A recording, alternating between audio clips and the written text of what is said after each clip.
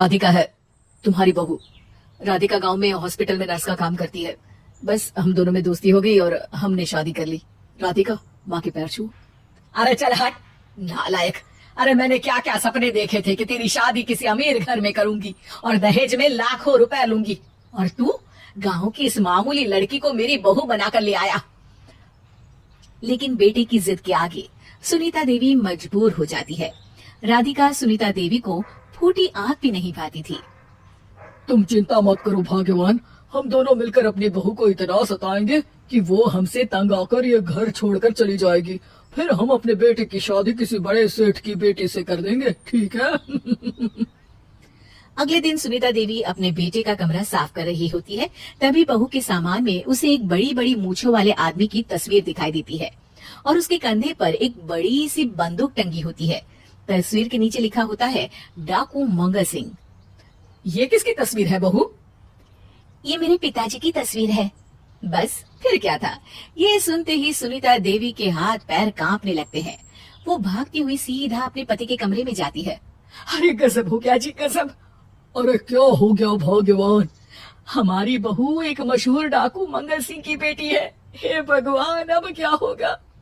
क्या कहा? डाकू मंगल सिंह? अरे मर गए रे। सुना है वो तो बड़ा ही खतरनाक डाकू है, मारता ज्यादा है गिनता कम है। लोग पुलिस वाले भी उसके नाम से कांपते हैं।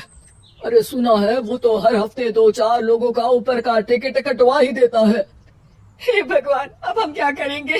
ये हमारे नालायक बेटे ने कैसी मुसीबत हमारे गले बांध दी। हाँ वो तो है, अगर हमने बहू को जरा भी तकलीफ दी तो उसका बाप मंगल सिंह हमें गोली से उड़ा देगा। अब जो मैं कहता हूँ उसे ध्यान से सुनो। तुम बहू से बिल्कुल घर के काम मत करवाना, और ध्यान रहे उसे किसी प्रकार की तकलीफ नहीं होनी चाहिए, समझ गई ना? और ऐसा ही होता है।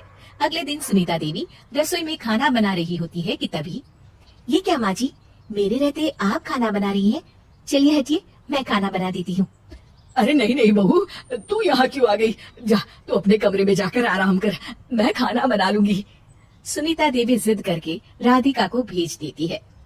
फिर एक दिन, अरे फर्श पर कितनी धूल जमी है, माँ जी देखेंगी तो नाराज हो जाएंगी, मैं अभी यहाँ पोछा लगा देती हूँ। राधिका जैसे ही पोछा लगाने लगती है कि तभी उसके ससुर की नजर उस पर पड़ती है। बंसीलाल भागता हुआ वहाँ आता है। अरे नहीं नहीं बहू, तुम ये क्या गजब कर रही हो? बहू तो बेटी समान होती है और हम ना अपनी बेटियों से काम नहीं करवाते। तुम आराम से बैठकर YouTube पर किड लॉजिक चैनल की सास बहू की कहानियाँ देखो। वो लोग ना बहुत अच्छी अच्छी कहानियाँ बनाते हैं। सच? आप देखते हैं? अरे मैं तो रोज देखता हूँ। शहर की बहू तो मेरी फेवरेट कहानी है। हाँ, ये कहकर बंसीलाल पोछा लगाने लगता है। इस तरह राधिका के सास ससुर सारा दिन उसकी खुशामद में लगे रहते हैं और उसे किसी महारानी की तरह रखते थे। कैसा लगा बहू? पिज्जा टेस्टी तो है ना? अच्छा मीठे में क्या खाओगी बोलो तो?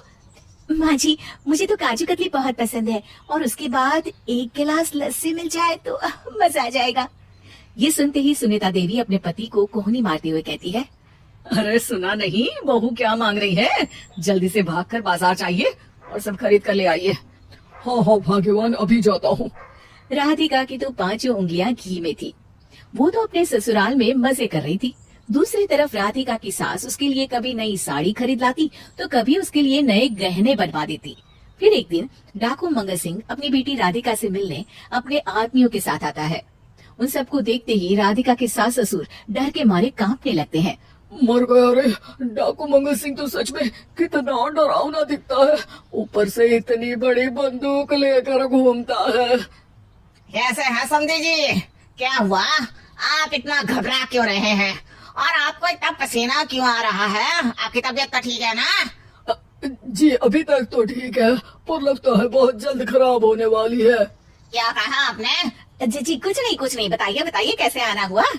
दरअसल आज आपके शहर में हमारी नाटंकी मंडली का प्रोग्राम है, तो इसी बहाने सोचा बेटे का ससुराल भी देखता चलो। ये सुनते ही राधिका के सास ससुर हैरान हो जाते हैं। क्या कहा? आप नौटंकी में काम करते हैं? हाँ माँ जी, पिताजी डाकू की एक्टिंग बहुत अच्छी करते हैं, उन्हें तो कई अवार्ड भी मिल चुके हैं। और ये बंदूक, ये तो असली लगती है। तभी राधिका के पिताजी अपनी नकली मूछ निकालते हुए कहते हैं, इस मूछ की तरह यह बंदूक भी नकली है। ये तो छर्रे वाली बंदूक है। इससे तो मैंने आज तक चिड़िया भी नहीं मारी। अरे खोदा पहाड़ और निकला चूहा। इसका बाप तो मामूली नौटंकी वाला निकला और हम इससे डर कर बहू की नौकरों की तरह सेवा कर रहे थे। आपने सही कहा जी, इसके पीछे मेरे कितने पैसे खर्च हो गए और काम कर करके मेरी तो कमर टूट गई सोलग। अरे बहू, तूने अपने पिताजी के बारे में हमें पहले क्यों नहीं बताया? राधिका मुस्कुराते हुए कहती है, आपने तो कभी पूछा ही नहीं ना माँ जी।